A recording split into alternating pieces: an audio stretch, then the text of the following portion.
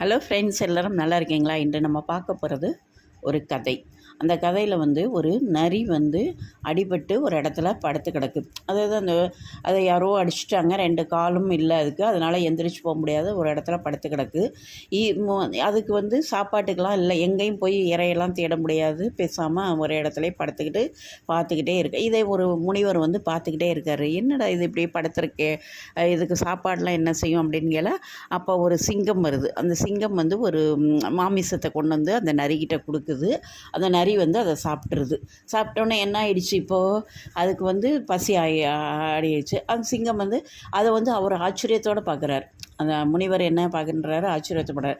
காலே இல்லாத அந்த நரிக்கு நம்ம உட்காந்தே இருந்துச்சுன்னா அதுக்கு தன்னாடி தேடி வருது சாப்பாடு.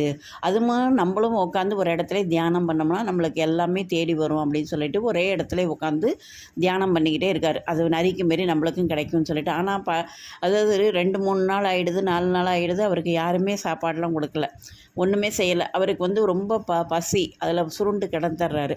அதுக்கப்புறம் அந்த பக்கம் ஒருத்தர் வர்றாரு, ஒரு யோகி ஒருத்தர் வர்றாரு. அவர்கிட்ட கேட்குறாரு, இதுமாரி அந்த நரி அடிபட்டு கிடந்த நரிக்கு நாங்கள் ஒரு சிங்கம் சாப்பாடெலாம் கொடுத்துச்சு, நான் ஒரே இடத்துல இருந்தால் அவங்களுக்கு சாப்பாடு தன்னை தேடி வருதே அப்படின்னு சொல்லிட்டு நானும் ஒரே இடத்துல தியானம் பண்ணேன், எனக்கு மாத்திரம் சாப்பாடு கிடைக்கல அப்படின்னு கேள. அவர் சொல்கிறாராம், அதுக்கு பதில் என்ன சொல்கிறாராம், நீயே நரியாக இருந்த சிங்கம் மாதிரி இருந்திருக்கலாம்ல. அதாவது அது அடிப்பட்ட நரிக்கு சிங்கம் உணவு கொடுத்த மாதிரி நீ ஏன் சிங்கமாக இருக்கக்கூடாது, உட்காந்து ஒரு இடத்துல சாப்பிட்லான்னு ஏன் நினச்ச? அந்த சிங்கம் மாதிரி கொண்டாந்து கொடுக்குற அந்த சிங்கம் மாதிரி மாறலான்ங்கிற அந்த எண்ணம் வந்திருந்ததுன்னா நேரம் வாழ்க்கை நல்லா இருந்திருக்கும்ல அப்படின்னு சொல்லி அவருக்கு சொல்கிறாரு.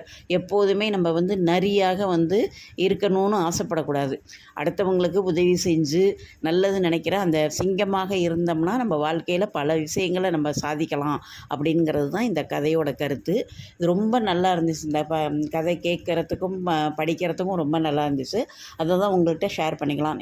இதை நீங்கள் உதாரணத்தோட உங்கள் குழந்தைங்களுக்கு சொல்லிக் கொடுக்கலாம். சொல்லிக் கொடுத்தீங்கன்னா அதாவது ஒரு நல்ல எண்ணங்களை வளர்க்குறதுக்கு இது நல்லா உட்காந்துட்டு யாராச்சும் கொடுப்பாங்க, நல்லா சாப்பிட்டுட்டு உட்காந்துக்கலான்ங்கிறது தவறான விளையும்.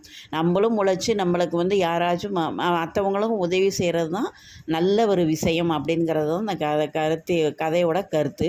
இதை நீங்கள் புரிஞ்சுருப்பீங்க. இதை எல்லாருக்கும் நீங்கள் ஷேர் பண்ணலாம். மறக்காமல் எங்களுடைய சேனலை சப்ஸ்கிரைப் பண்ணுங்கள். எங்களுடைய பதிவை பார்த்த அனைவருக்கும் நன்றி. மீண்டும் ஒரு அருமையான பதிவுடன் சந்திக்கிறேன். நன்றி, வணக்கம்.